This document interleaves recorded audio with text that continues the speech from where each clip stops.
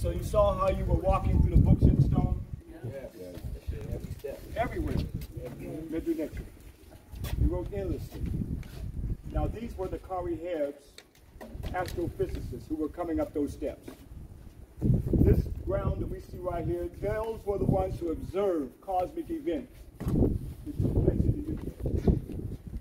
Now let's be clear on something. When we look at those 12 zodiacs, they represent, not only do they represent 12 months of the year, but our ancestors, who were the first astrophysicists, mapped this out to represent something else. They represented a time period.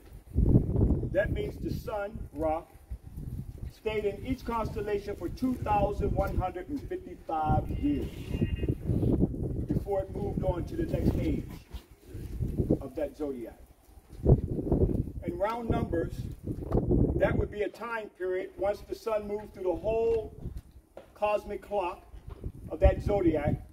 That would be a time period in round numbers of 26,000 years. In round numbers, 26,000 years. That means that these early astrophysicists had to at least observe that twice to get the whole zodiac. This is what we're talking about, the power of the genetic memory bank. Everything that our ancestors did here are the same genes as passed down in us today, or lying dormant.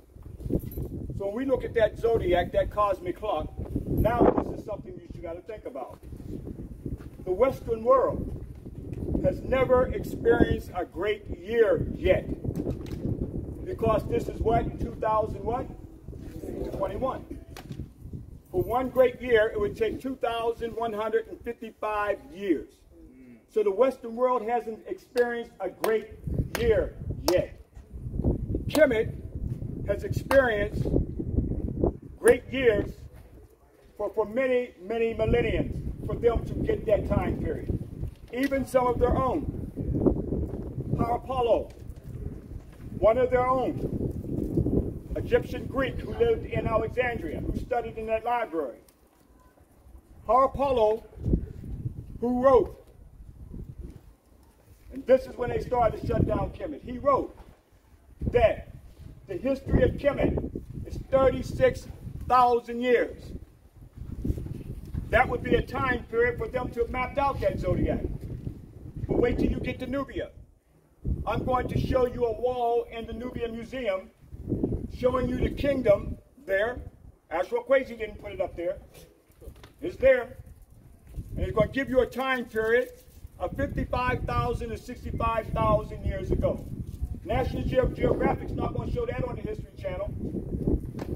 Even Keith Seal, who in the Art Institute in Chicago, that breasted, it was back, the breasted that was writing all about African Kemetic knowledge until, oh, I can't think of the other white guy's name. The rich guy. Can't think of his name. But anyway, Keith Seal went to Nubia prior to flooding out that area with the new dam. And there he started to do research and archaeological research, and even validated from his research of Tasseti was 26,000 years of Tasseti. That's European from the Art Institute in Chicago. Okay. So here we're an ancient people. Europeans who come on the scene just yesterday fear that African record of time. When they look in your face, they don't know your birth record.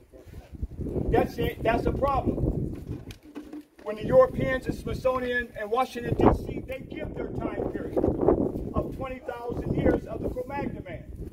Now, according to Keith Seal, or Institute Chicago, who documented Tasseti at 26,000 years, that means African people had kingdoms before the birth of the European.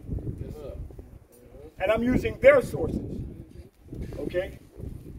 But I say all of this because when we get into this cosmic clock called the zodiac, that means that these early Kari-Heb high priest astrophysicists, who many, many millenniums ago stood right here where you are and started to document cosmic events from of this great temple right here of Heru. So when you were walking up those steps, did you observe the curly haired priests along the staircase there? Yes. Those were the astrophysicists, curly haired high priests, who came up here and gave us time. Now, how did the Western world get time? Now we're going back to Cleopatra and Julius Caesar. Even in their own documentaries, they say it. The Western time came when Cleopatra gave Julius Caesar the concept of time. Okay? That's how now we use what is called the Gregorian calendar today. After a pope. First it was the Julius Caesar's calendar, then the Gregorian calendar. These are their calendars. We're going to show you at Kamumbo in a couple days the calendar carved in stone. And that is the Sebo-Siptian calendar, based off the Hilly Rising of Sebo-Sipta, that all others came and copied ideas in the making of the Western calendar, whether that be the Julius Caesar's calendar or the Gregorian calendar. So again, we have to grasp time here, because everything that we're conceptualized is in a Western time. So when you look up at this zodiac in here, grasp the fact that that is not a Greek zodiac, that's a Kemetic zodiac that was corrupted. The original was stolen by Napoleon, so you're looking at a replica. That's why I said if you go to Europe, if they took everything out of those museums, they wouldn't have nothing to show people, because they stole things from here, like the zodiac. It's now in the Louvre. And there's many treasures that's under the Mediterranean Sea. Because when the British was chasing after Napoleon, one thief chasing the other thief. Here Napoleon had his riches, and England wanted it, and they were throwing stuff over in the Mediterranean Sea. There's no telling what's in the bottom of the Mediterranean Sea. Now, from that zodiac, there are 12 of them, and we see that 8 of them is of Heru. And then the other 4 is of, we see, Head Heru.